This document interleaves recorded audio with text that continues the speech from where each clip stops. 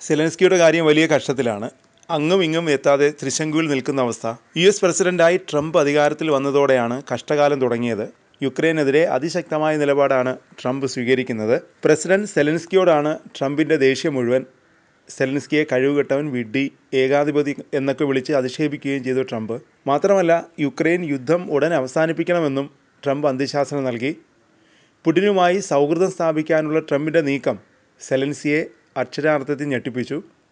സെലൻസ്കിയെ president സ്ഥാനത്തുനിന്ന് നീക്കാനുള്ള നീക്കങ്ങളുമായി Trump മുന്നോട്ടു പോവുകയാണെന്നാണ് സൂചന. ട്രംപിൻ്റെ സമീപകാല പ്രസ്താവനകളെല്ലാം ഇതിലേക്കാണ് വിരൽ ചൂണ്ടുന്നത്. ഇപ്പോഴിതാ സെലൻസ്കിക്കെതിരെ രംഗത്ത് വന്നിരിക്കുകയാണ് മുൻ സഹായി ഒലെക്സി അരസ്റ്റോവിച്ച്. യുക്രൈൻ്റെ അടുത്ത പ്രസിഡന്റ് ആവാൻ സെലൻസ്കി ശ്രമിക്കരുത് എന്ന മുന്നറിയിപ്പാണ് ഒലെക്സി നൽകുന്നത്. അതിന് ശ്രമിച്ചാൽ സെലൻസ്കിയെയും സംഘത്തെയും ജയിലിലടയ്ക്കുമെന്നാണ് ഒലെക്സിയുടെ മുന്നറിയിപ്പ്.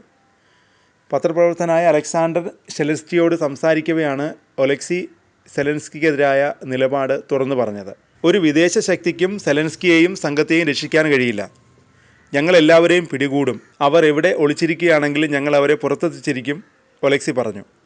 അധികാരം നിലനിർത്താൻ വേണ്ടി മാത്രം സെലൻസ്കി 10,000-കണക്കിന് ഉക്രൈൻകാരെ കൊന്നൊടുക്കിയതായും ഒലെക്സി ആരോപിച്ചു. അധികാരം കൊല്ലാനും കൊള്ളയടിക്കാനും സെലൻസ്കി ഉപയോഗിച്ചു. യുക്രൈൻ്റെ ഭരണക്രമം പുനർനിർമ്മിക്കുമെന്നും സംസ്ഥാനങ്ങളെ തിരികെ കൊണ്ടുവരണമെന്നും ഒലെക്സി പറഞ്ഞു. ലക്ഷ്യത്തിലെത്താൻ ആവശ്യമെങ്കിൽ ബലപ്രയോഗം വരെ നടത്തുമെന്നും അദ്ദേഹം കൂട്ടിച്ചേർത്തു. സെലൻസ്കിയുടെ ദീർഘകാല സഹപ്രവർത്തകനായിരുന്നു ഒലെക്സി. സെലൻസ്കി പ്രസിഡന്റായിരുന്ന കാലത്ത് ഒലെക്സി അദ്ദേഹത്തിൻ്റെ അനൗപചാരിക ഉപദേഷ്ടാവായും പ്രചാരകനുമായും പ്രവർത്തിച്ചിരുന്നു. എന്നാൽ പിന്നീട് അദ്ദേഹം ആ സ്ഥാനം ഉപേക്ഷിച്ചു. നമ്മുടെ മണ്ടത്തരം, അഹങ്കാരം, ശാഠ്യം എന്നിവ കാരണമാണ് യുക്രൈൻ തോറ്റത്. യുക്രൈൻ യാഥാർത്ഥ്യങ്ങൾ മനസ്സിലാക്കാത്തത് സംഘർഷം വലുതാകാൻ ഇടയാക്കിയെന്നും അദ്ദേഹം ആരോപിച്ചു. പരസ്പര വിദ്വേഷവും അസഹിഷ്ണുതയും നിറഞ്ഞ സമൂഹമാണ് നമ്മൾ സൃഷ്ടിച്ചിരിക്കുന്നത്. അത് മാറണമെന്നും ഒലെക്സി വ്യക്തമാക്കി. അതിനിടെ അമേരിക്കയുമായി അപൂർവ ധാതു സമ്പത്തുകളുടെ ഇടപാട് നടന്നില്ലെങ്കിൽ യുക്രൈന് നഷ്ടങ്ങൾ നേരിടേണ്ടി വരുമെന്ന് മുന്നറിയിപ്പ് നൽകിയിരിക്കുകയാണ് American president Donald Trump. Zelensky അമേരിക്കയുമായി കരാറിൽ ഒപ്പിടാൻ വിസമ്മതിച്ചതായി റിപ്പോർട്ട് പുറത്തു വന്നതോടെയാണ് ട്രംപ് ഭീഷണിയുമായി രംഗത്തെത്തിയിരിക്കുന്നത്.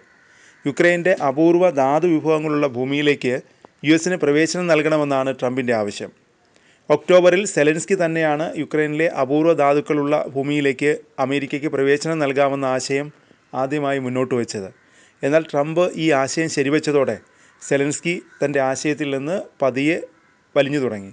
ഈ മാസം ആദ്യം യുക്രൈനിലെ ധാതു വിഭവങ്ങൾ അടങ്ങിയ ഭൂമിയുമായി ബന്ധപ്പെട്ട് കരാറുമായി മുന്നോട്ട് പോകണമെന്ന് ട്രംപ് പറഞ്ഞിരുന്നു. അതേസമയം യുക്രൈനുമായുള്ള സംഘർഷത്തിലുടനീളം യുക്രൈന് നൽകിയ സഹായത്തിന് നഷ്ടപരിഹാരമായി $5,000 ബില്യൺ തുല്യമായ പ്രകൃതി വിഭവങ്ങളാണ് ട്രംപ് സെലൻസ്കിയോട് ആവശ്യപ്പെട്ടിരിക്കുന്നത്. ഒന്നുകിൽ അമേരിക്ക യുക്രൈനുമായി ഒരു കരാറിൽ ഒപ്പുവയ്ക്കും. സെലൻസ്കി അതിന് സമ്മതിച്ചില്ലെങ്കിൽ യുക്രൈനുമായി ഒരു ആക്രമണം തന്നെ ഉണ്ടാകുമെന്നാണ് ട്രംപ് മാധ്യമപ്രവർത്തകരോട് പറഞ്ഞത്. വളരെ ചെറിയ കാലയളവിനുള്ളിൽ യുക്രൈനുമായി ഒരു കരാർ നടക്കുമെന്ന് പ്രതീക്ഷിക്കുന്നതായും അങ്ങനെ അമേരിക്കയ്ക്ക് $4,500 ബില്യൺ തിരികെ ലഭിക്കുമെന്നും ട്രംപ് കൂട്ടിച്ചേർത്തു. മുൻ അമേരിക്കൻ പ്രസിഡന്റ് ജോ ബൈഡൻ അവർക്ക് പണം വാരിക്കോരി നൽകി. അമേരിക്കയുടെ അമൂല്യമായ പണം ചെലവഴിക്കുന്നത് വളരെ അകലെയുള്ള ഒരു രാജ്യത്തിനാണ്. ഇതിനു പുറമെ യൂറോപ്യൻ രാജ്യങ്ങൾ ആ രാജ്യത്തിന് വലിയ തോതിൽ പണവും ആയുധ സഹായങ്ങളും നൽകി. തങ്ങൾ ബില്യൺ കണക്കിന് പണം നൽകിയത് വായ്പയുടെ രൂപത്തിലായിരുന്നെന്നും അതിനാൽ യുക്രൈന് നൽകുന്ന സഹായത്തിന് അമേരിക്കയ്ക്ക് പണം തിരികെ ലഭിക്കണമെന്നും ട്രംപ് പറഞ്ഞു.